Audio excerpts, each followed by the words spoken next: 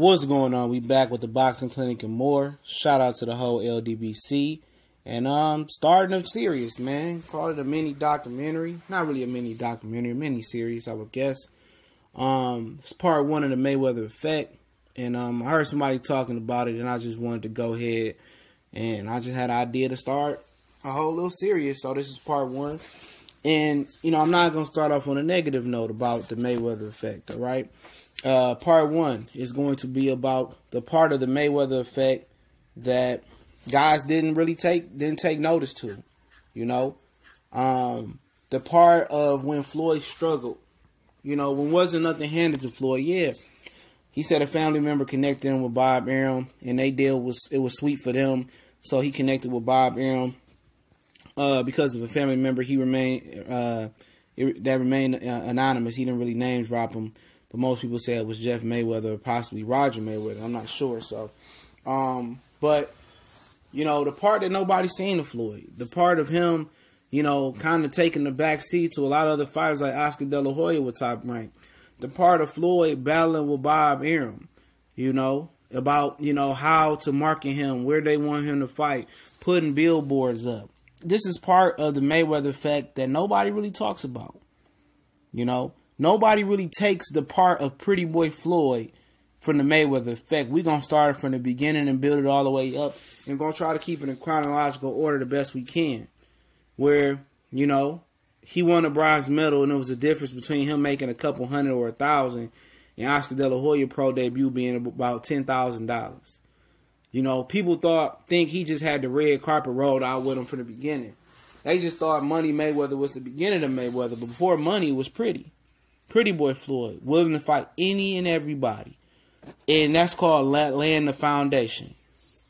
That's what it's called. It's called laying the foundation to be able to pick and choose and call your own shots. And he laid the foundation. He had it the hard way.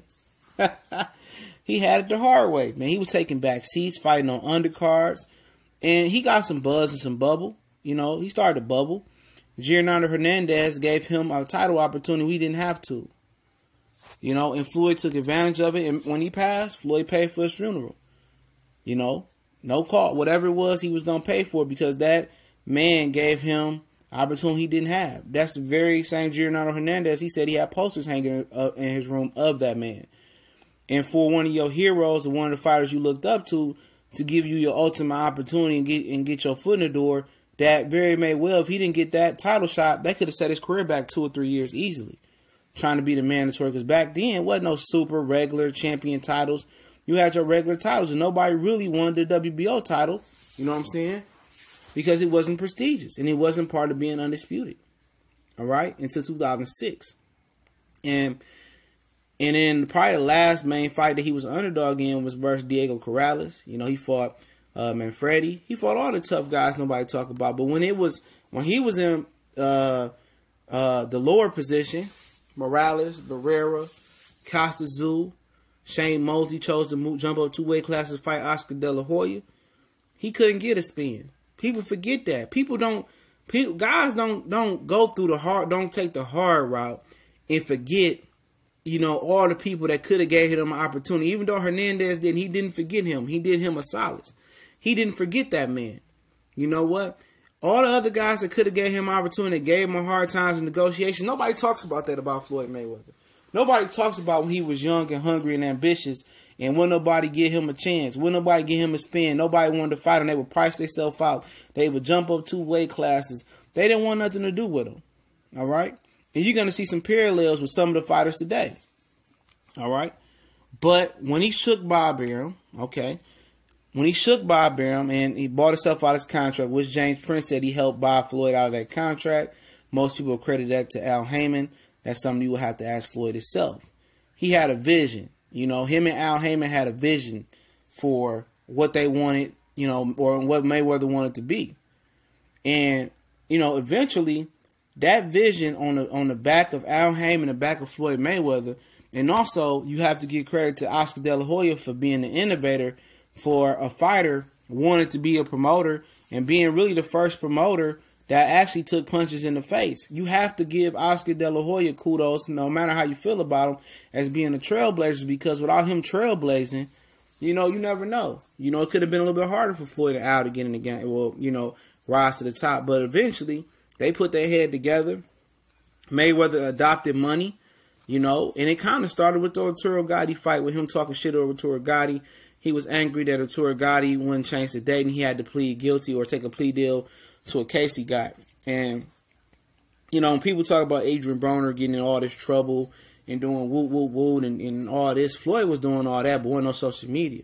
There's so many stories about, you know, things that he did in Vegas and, you know, things that were covered up that some of them eventually came to light and some of them didn't. But the difference was, you know, Floyd was able to separate the BS and he worked. He worked hard. Chop Chop Cordy say, you know, we went to the club party and then Floyd gave, you know, say you got your running shoes, and after they partied all night, they ran. So that work ethic is a part of the Mayweather effect that nobody really looks at except for Earl Spence, for real talk, and really adopted that. But like I say, him and Al had a vision. And, you know, once he got in position, you know, people called him a cherry picker. You know, once he got in position, he paid his dues to the maximum potential. He paid more than his dues. He worked hard.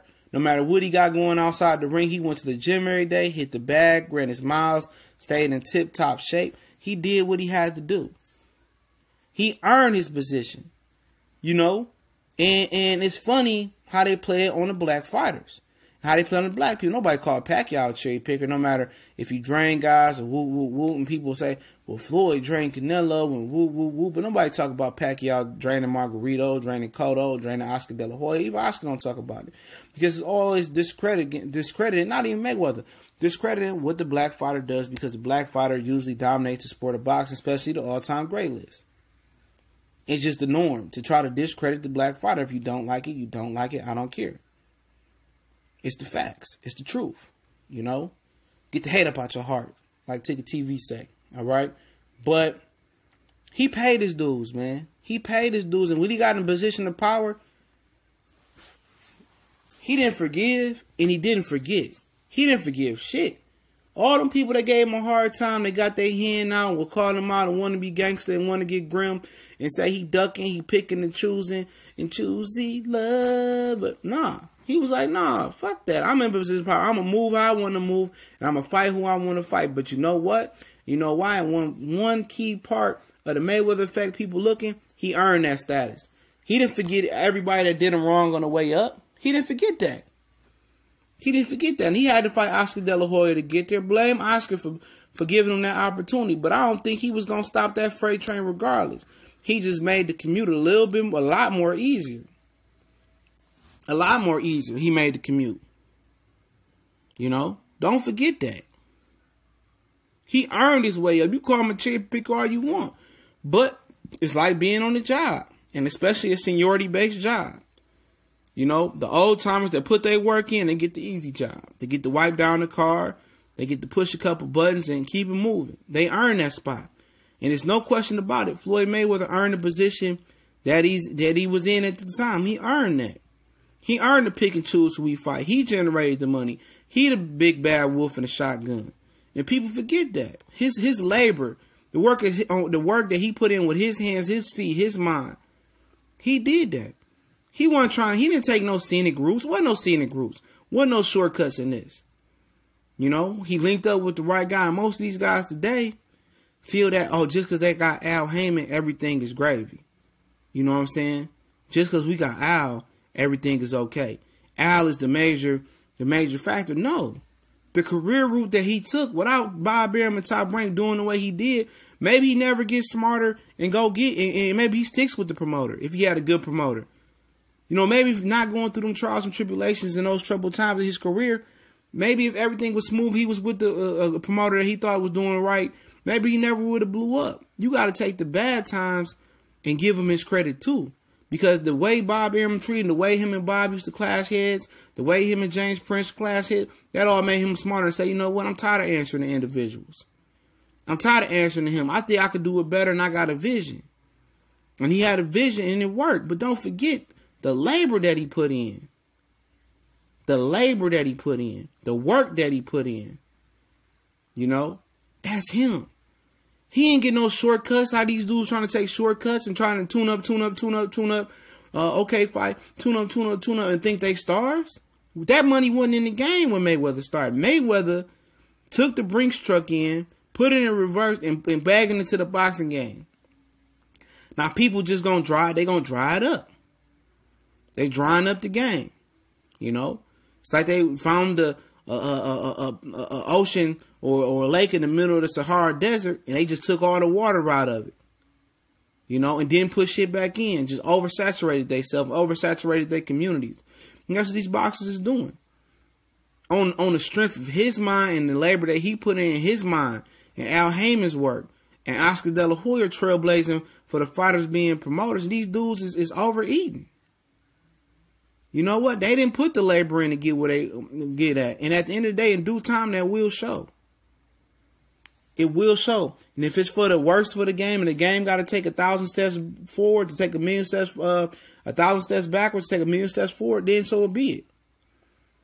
But don't front like this man ain't earned what he did, man, before we really, really get into the Mayweather effect. You know, he earned it. And a lot of people don't remember that. A lot of these dudes is probably mid 2000 boxing fans. Mid 2000 boxing fans. I've been in boxing for years, man, since Holyfield bit off Tyson ear. Watching it with my grandma, man. Been in this thing for a minute. I remember some of the fights, and if you don't remember, go back and learn about it, man. Check out our Forgotten Fighter series, man. And shout out to Colossal Sports TV and my brother Smooth Cat for starting that off, man. I'm just continuing where he left off at, man. You know, go check it out. I made a playlist. You know, I got one more coming tomorrow. Check it out. You know, learn about the game. Learn what the boxing used to be about. Learn about what Mayweather went through with Bob Beam. Learn about all the struggles he put in. It wasn't given to him. He earned it. And you got to respect it. And a lot of guys can't understand it, can't fathom it, man. But it's the Mayweather effect part 1. We're going to ride it out as many parts as we can, man. Every couple of days I'll drop one. Maybe tomorrow I'll drop one. You know, depends on how y'all like it, how y'all comment, how y'all, you know, want to see it. We're going to keep dropping them, but we don't forget, we on social media, Facebook, Instagram, Twitter. Y'all know what the business is. We grinding. One time for the one time. Don't forget, if you into college sports, S1210 College Sports Most Wanted. This weekend, college football get to popping off. Go over there and check out the brothers over there, me, Cali, and Colossal Sports TV. That's the Cali Enigma. And also, if you want to donate, the PayPal link is there as well. Shout out to the Super Chats. You know we're going to go live real soon. Much blessing. Make sure y'all can't donate. Share this, man, somewhere.